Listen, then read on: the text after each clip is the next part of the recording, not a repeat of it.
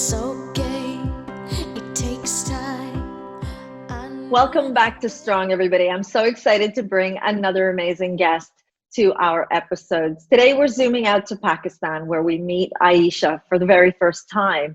Welcome, Aisha. How are you today? I'm good. Thank you, Maria. Thank you so much for having me. It's so exciting to have you here, and I can't wait to hear all about your journey from London to Dubai and now in Pakistan. I'm just going to start right from the beginning. We used to work together, so we do know each other, but we know each other as colleagues slash friends. And I think sometimes when you work with someone, you kind of develop that kind of colleague friendship. You don't really know that person. So I'm excited to get to know Aisha behind the work outfit. So the last time I saw you, you were working with me at the college in Dubai. And I remember our last conversation, or the last couple of conversations, when you were thinking about leaving teaching and you were unsure as to what you wanted to do next, but you knew that you wanted to go back to your motherland in Lahore, Pakistan, because your mom had relocated and you wanted to spend some time with her. So you've been back for about 5 months and you're recreating a career that you probably didn't even think you would be doing even 6 months ago. What's it like to be in Pakistan through the pandemic, back at home with your mom, and recreating the new career pathway ahead? That's a really good and big question. I'm not unfamiliar with the context of Pakistan. I have been visiting Lahore since I was pretty young. My mum used to bring us annually from London, which is where we used to live and where I was born and raised. It wasn't a completely foreign context to me, but what was foreign to me was not having a stable job where I was getting a stable salary every month and waking up at 6 a.m. every day. So I think that's what I was initially most apprehensive about. But I think what I've realized through this experience is that taking risks is okay. And if they don't work out, then that's okay too. And that, that kind of energizes you as well, because you kind of start to believe that you can do things that are outside of, I guess, this fixed box that we all put ourselves in when we're waking up for a 9 to 5 every day. So when you ask, how has it been building a new career? I think when I left Dubai initially, I wasn't quite sure. I mean, I had a lot of ideas, but I wasn't quite sure what the new career, I guess, was going to be. And I've been unbelievably fortunate so far, just in the last couple of months that I've been here. And I truly believe this is God's work, that I've been able to, meet quite a lot of people in a short space of time, and get my feet stuck into different industries and try my hand at a few different things, whether it be, the writing journalism side of things, whether it be doing, exploring business ideas that I have, and implementing a few other passions in terms of charity work that I also want to do out here. But I think the most fruitful thing out of this whole experience so far for me has been being able to spend time with my mum and get to know her again in her hometown, because that's been pretty incredible. She's able to talk to me about things and visualize things and tell me memories about her childhood in a way that I can really see it, because I'm here and we can go and visit the places where she used to do, silly things when she was a kid or a teenager or at my age. And that's been a really beautiful thing for me to experience with my mother. And I think it was long overdue. So I'm glad that I've been able to do that first and foremost. I'm so happy to hear you describe it this way. I remember when we were talking about it, you were really anxious about the move. You were anxious about what was going to come and what it would be like. And I remember that conversation by the photocopier, and we were talking about the possibilities of the adventures that you would have. And I remember really, really, really clearly watching you almost, I wouldn't say panic, but you were almost so afraid of taking the leap into the unknown. And you were able to identify the need to be next to your mom and be with her during this transition for her from England to Pakistan. And it was great timing too, because when you did move, the pandemic was at its peak and was probably the best time to be close to your mom. So here Yeah. you are now, and you're describing this to us. It's just so great to watch you retell your experience. And as you do, you're smiling. I want to take you back to London, where you were born, where you were raised. My And I hometown. want your hometown. And in being where you are today, even when you moved to Dubai, I remember also having this conversation about the youth in Dubai and the way that they're growing up and going through their teenagehood and the experiences they had in comparison to, say, the experiences that we would have had either in England or in Canada, being very, very different. But going back for you, what would you describe that time like being a teenager?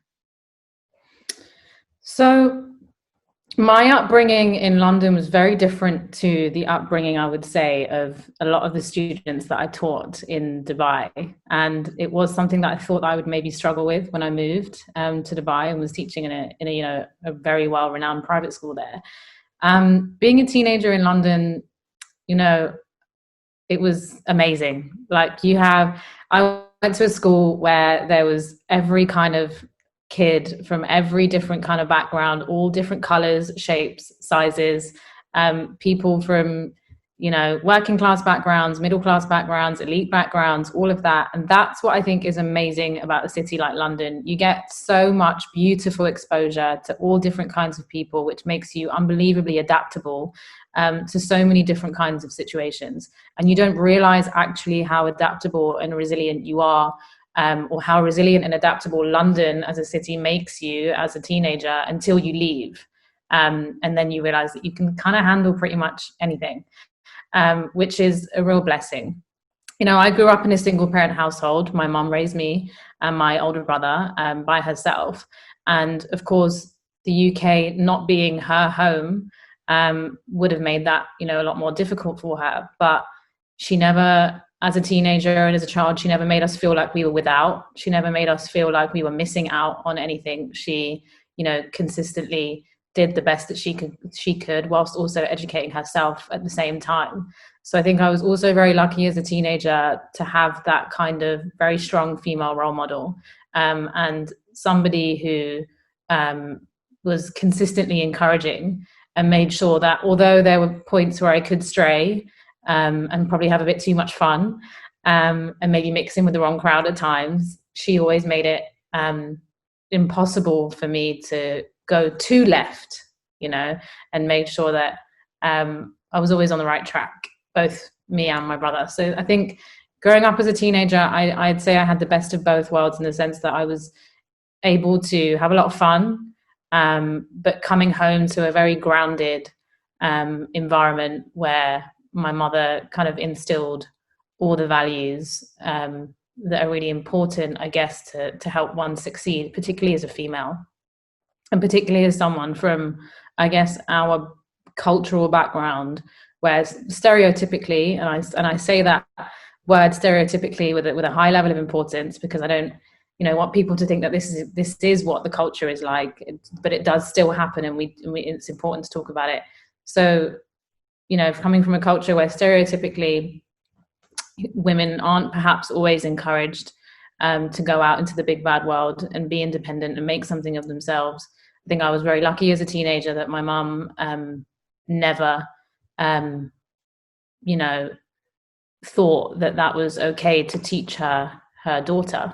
So, and she always did the opposite. What do you mean by that last statement? I think just as a young girl, as a teenager, I was very lucky to, I think, be encouraged a lot by the female presence I had at home. And because of her own experiences, she was able to make sure that I was always aware of the opportunities I could have and that I should have.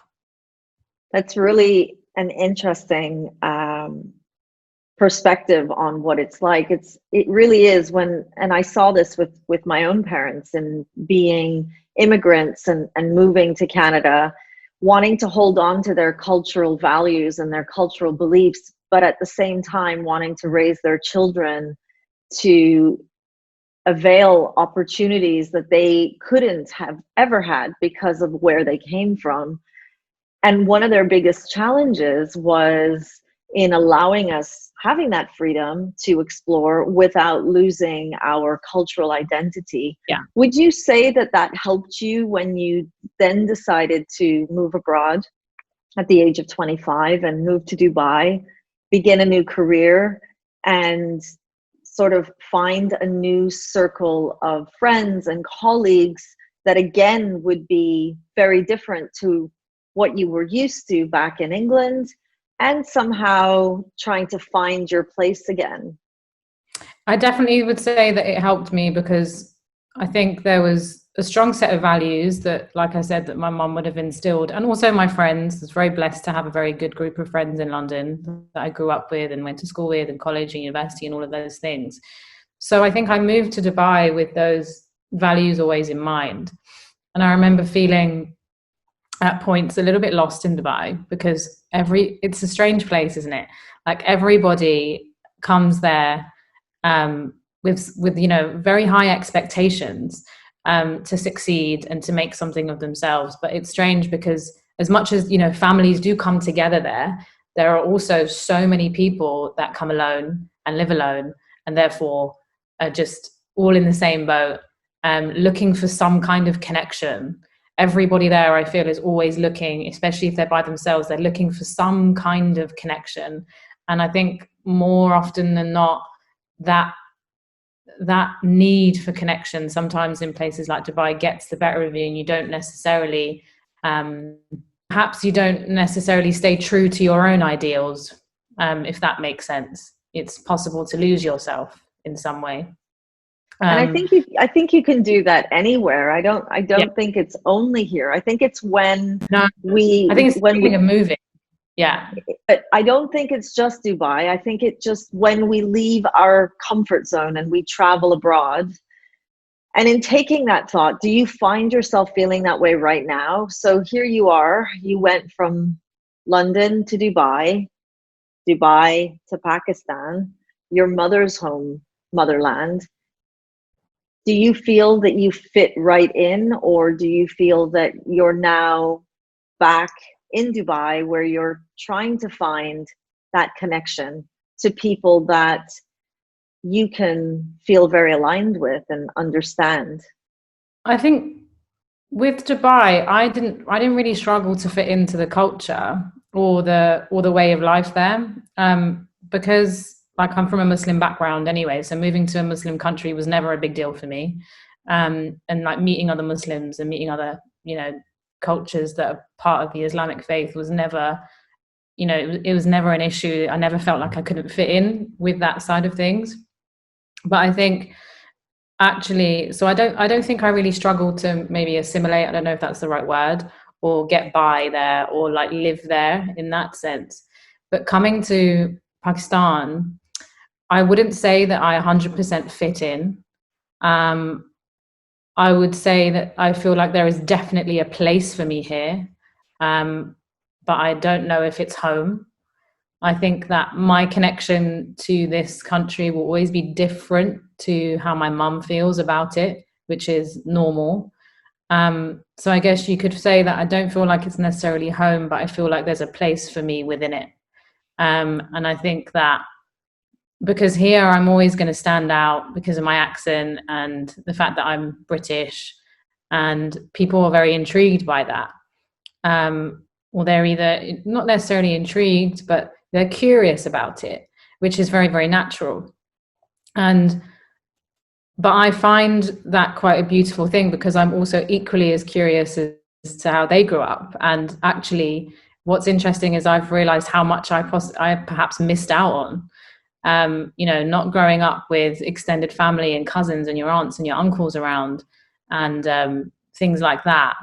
They may assume that I'm unbelievably privileged to have been born and raised where I was, but I actually feel not necessarily the opposite, but I feel like they have had privileges that I didn't.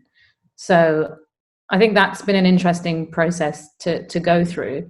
But also, and I think I've said this to you before off camera, but it's been really interesting to meet a lot of the youth in Lahore here and understand that they are no different to the youth anywhere else in the world. You know, they have the same dreams, they have the same skills, they have the same education.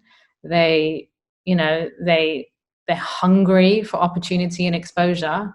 And what's that's been really, really beautiful to see, I think, especially as a teacher, when our job is to constantly like elevate the youth and bring out the best in them. And that's been, you know, really wonderful to see. And the fact that, again, when we get past the fact that, okay, we've had, you know, different upbringings, what you do realize is that ultimately, like all human beings, you know, we all have very similar values. Don't kill, don't steal, respect your parents, enjoy your life, make something good of yourself. And that's ultimately what binds us, you know, our values and our mindset. So it's really okay. I think it's better to try to focus on the things that bind us and connect us rather than our differences. So that's the way I'm trying to approach my move here going forward. What would you say has been the biggest challenge for you this far in your life? I always find it kind of challenging just figuring out what to do next. I think I always have all these ideas and a strong understanding most of the time of what I want to do and what I don't want to do. But I think implementation is something that I struggle with purely because of the fear factor. And again, I think I've spoken to you about this before, but that's something I'm working on. And part of me making this move here and taking that risk to just quit my job and not have the level of stability that I've always had is definitely helping me to understand that it's okay to not always know the next step. But I think that's definitely something I've always struggled with. Well, you said it was scary and it was that fear of leaving your job and leaving what you knew as stability. So with leaving that behind, what have you gained? I think I've gained an appreciation for understanding, I guess, an appreciation for the fact that things don't always, you don't have to know everything. You don't always have to know your next steps. And it's okay not to. But then again, I'm really aware that that's such a privileged position to be in. And I think always being aware of that is super important as well, because it keeps you, you know, grounded and humble and all of those things. So I think an appreciation for the fact that it's okay not to know what's going to happen, and to like trust yourself, trust the skills that you've gained throughout different life experiences, whether that be in a professional context or a personal context, to trust yourself that you can deal with things as and when they come. Who would you describe has been your greatest role model through your life? I think my mother, definitely. Yeah. She's the first person that pops into my head with that. I think her strength and her sensibility and her open mind is really something I look up to. At your age in England, what would you say is quite common for young women to be doing at this stage of their life? I mean, usually by now they'd probably like be well into their careers, possibly thinking about settling down, marriage, children. Not all women, because, you know, not all women want that for themselves. But I would say it's usually on the cards at my age. And then we're in Pakistan. How is it different? I would say for a 30-year-old to be unmarried in Pakistan is not the norm. It does happen. I think women here are definitely getting married later, um, but there is a certain stigma attached to older women my age. They would consider me probably an older woman to be unmarried, if that makes sense. And how does that make you feel? A little bit strange because it's not something that I've felt uncomfortable about or something that I've thought I've never considered myself too old to start that part of my life or to have that.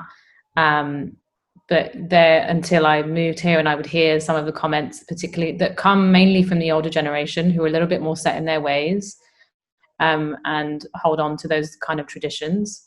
Um, so yeah, a little bit strange. And it, you know, there is that, and I can question it until I'm blue in the face. I can say, but why do they feel like that? Why do they think that, you know, 30 plus is too old to be unmarried and not to have children? And it's,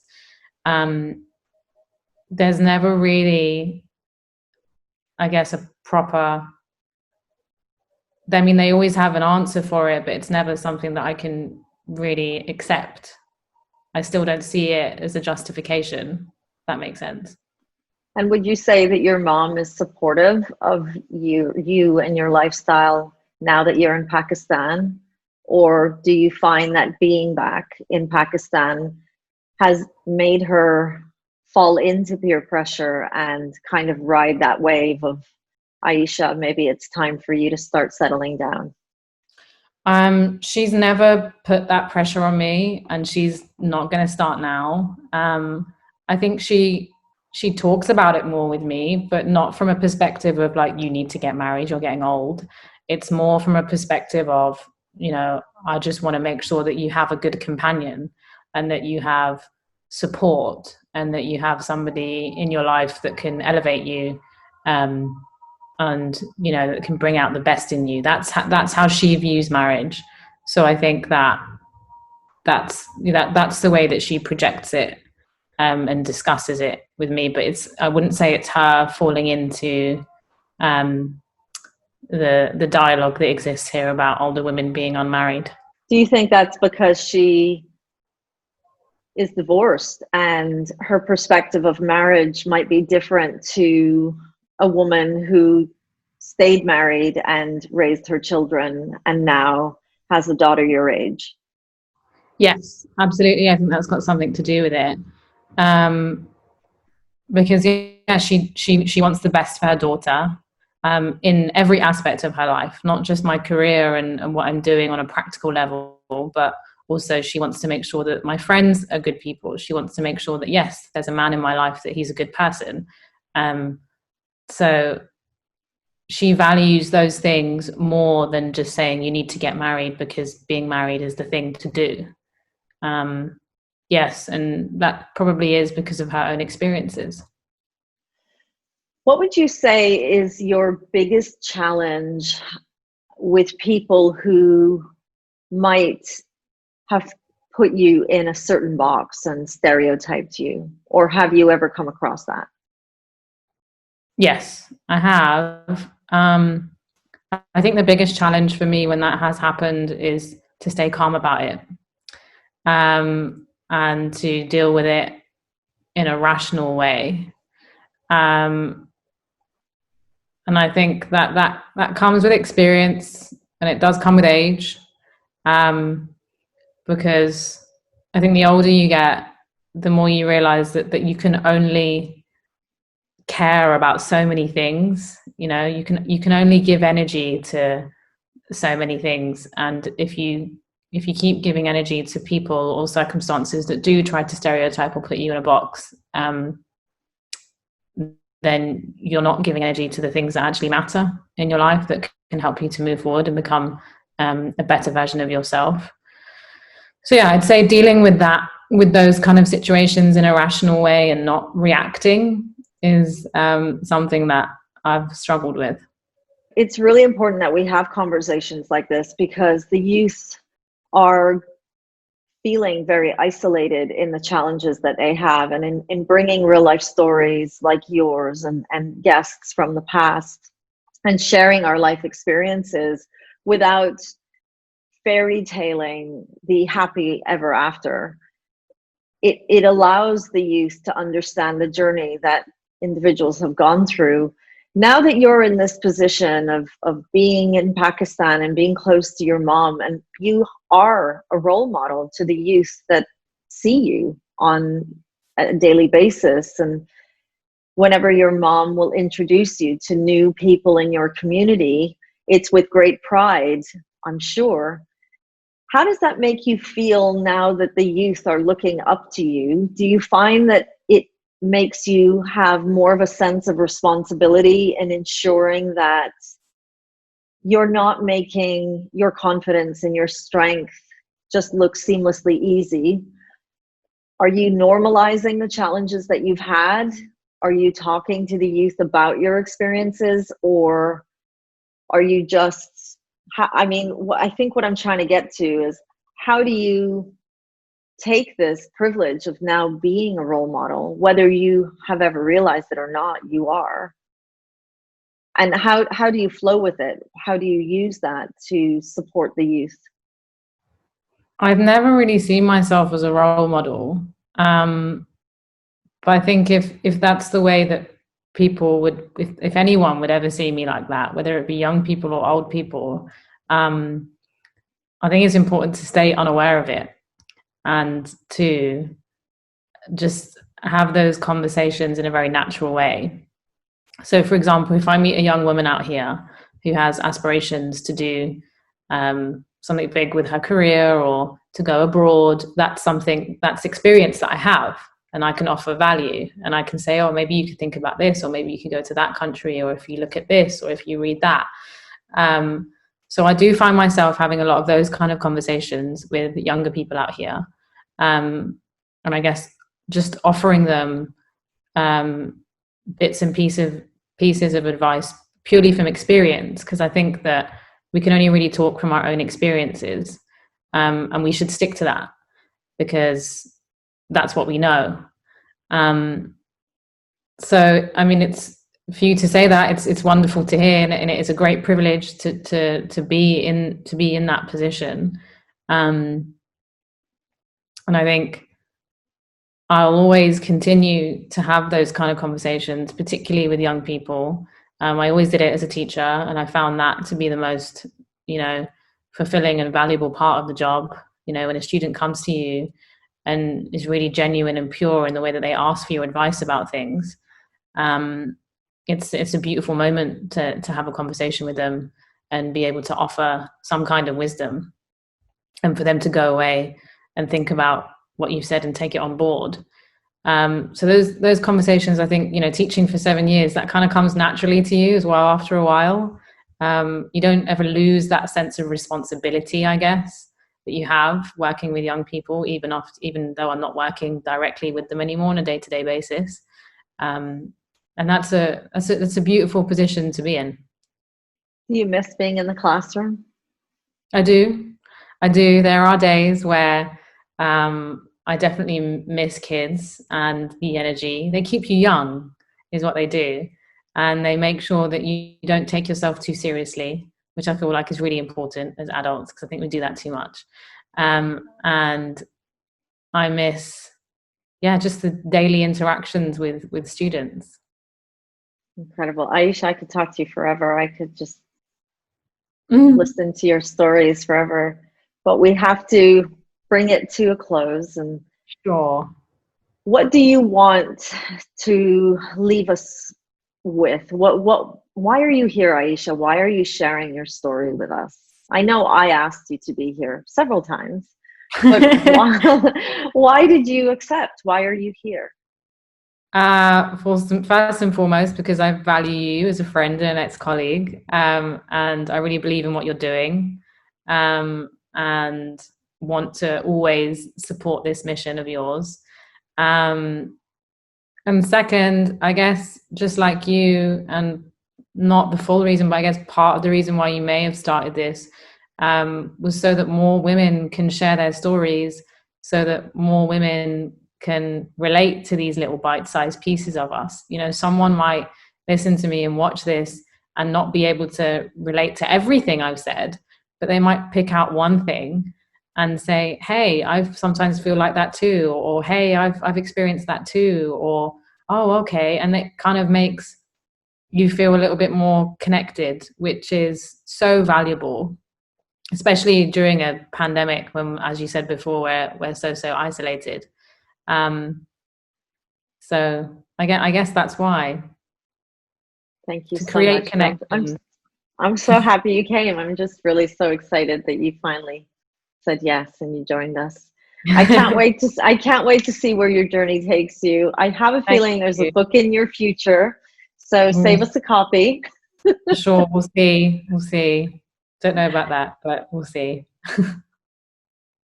And that brings us to the end of another amazing conversation. Today we met Aisha, who's based in Pakistan, and she shared her incredible life journey with us. Although she's very young, it still feels full and rich and so exciting to see where she's heading.